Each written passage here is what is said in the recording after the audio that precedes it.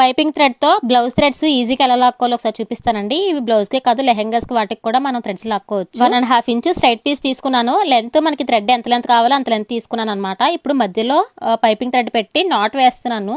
చూసి థ్రెడ్ ఎంత అయితే ఉందో అంతే విత్ వెడల్పు ఇచ్చేసి కుడుతున్నాను అనమాట.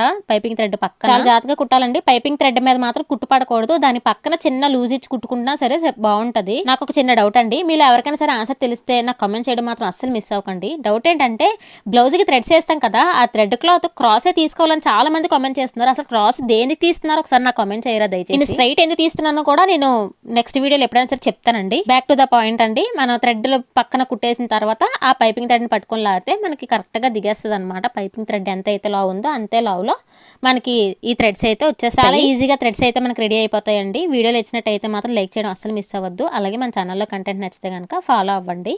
ఓకే, మరి ఉంటా. Bye bye.